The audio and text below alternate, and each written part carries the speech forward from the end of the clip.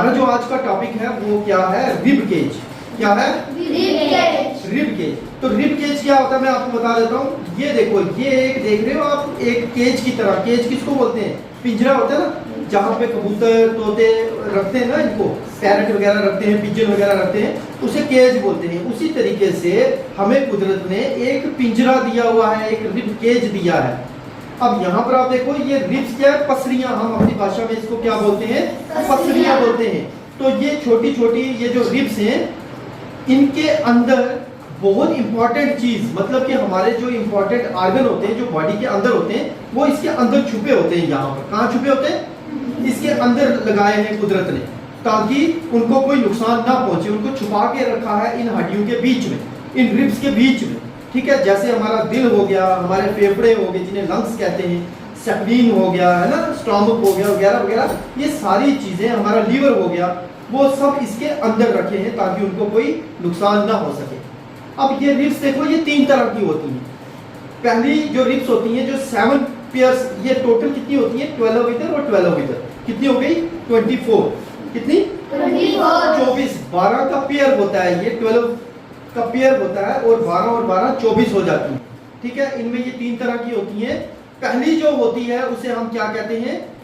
True ribs. कितनी? True ribs. वो कौन सी होती है? ऊपर वाली 7।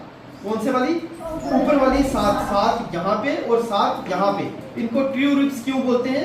क्योंकि ये दोनों, ये सेंटर वाली एक हड्डी होती है हमारी, जिसको स्टर्नम कहते हैं, ये उनके साथ जुड़ी होती है डायरेक्टली। किसके साथ जुड़ी है? स्टर्नम के साथ। किसके साथ? स्टर्नम के साथ। 7 पेयर्स ऊपर वाले आगे, नीचे वाले कितने हैं? 3 पेयर्स, मतलब 3 यहाँ और 3 यहाँ। इनको हम बोलते हैं फॉल्स रिब्स।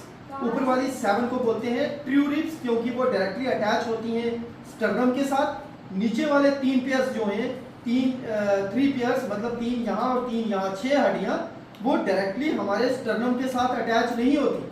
वो हमारी ये जो लास्ट वाली ट्रू रिब्स है उसके साथ अटैच होती है। ठीक है, इसलिए इनको हम फॉल्स रिब्स बोलते हैं। कौन सी?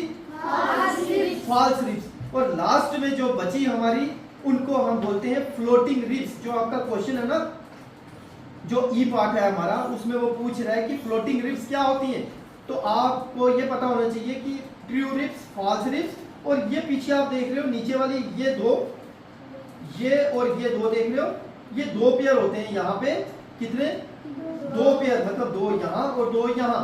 एक किसी के साथ अटैच नहीं होती।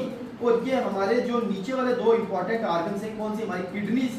हमारी किडनीज है ना 2, उनको ये प्रोटेक्शन देती है, उनको बचाती है। तो इनको फ्लोटिंग रिब्स कहते हैं। अब आपको भूलना नहीं है, ऊपर वाली 7 जो स्टर्नम के साथ अटैच है, इस हड्डी के साथ अटैच है, उनको हम बोलते हैं ट्रू रिब्स।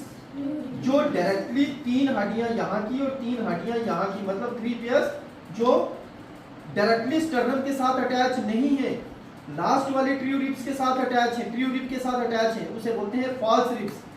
और जो नीचे वाली 2 है, 2 पेयर, जो किसी के साथ भी अटैच नहीं है, और हमारे किडनीज को, वाइटल आर्गन जो हमारा है, उसको क्या करती हैं? प्रोटेक्ट करती हैं, बचाने का काम करती हैं। उसको हम फ्लोटिंग रिब्स कहते हैं।